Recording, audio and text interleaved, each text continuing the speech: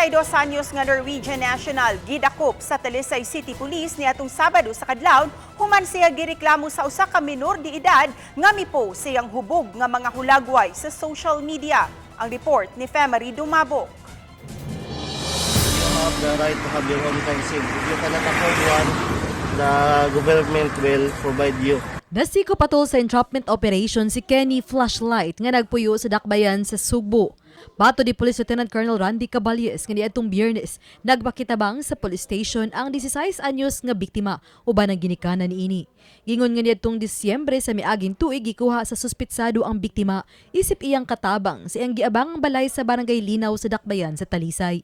Og sa yuning Enero, miikyas ang biktima human nga giingong gimolestiya siya. Apan sa miaging simana lang nasuta niya nga gipang post o gipang send ngadto sa mga higala ug kabanay sa biktima ang hubo niya nga mga hulagway. Gigamit sa foreigner pang blackmail.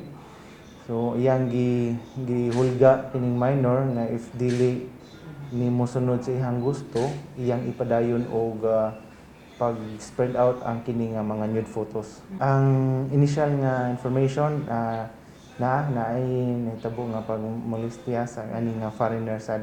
Nasuta usab sa Talisay City Police nga sa Agosto sa miaging tuig, laing duha pa ka minor di edad, 13 o 14 anyos, ang nagpakitabang sa Talisay City Social Welfare Services kay gi-sexually abused usab sa suspitsado.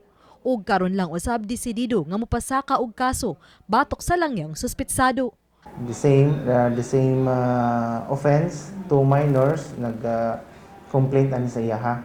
So mo ni atong gikandakan og investigation para og unsa nay update, then possibly another case will be filed within the week. Awhag ni Caballes sa mga ginikanan nga bisan unsa man kalisod, dili tugutan ang mga minor di edad nga mga anak nga motrabaho ilabi na sa mga wa mailhi pa nga mga tao.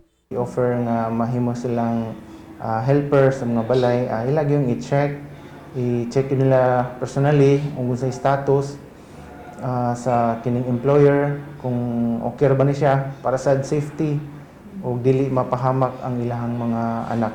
Uban ni June Solon, ako si Femery Dumabok. Balitang Bisdak!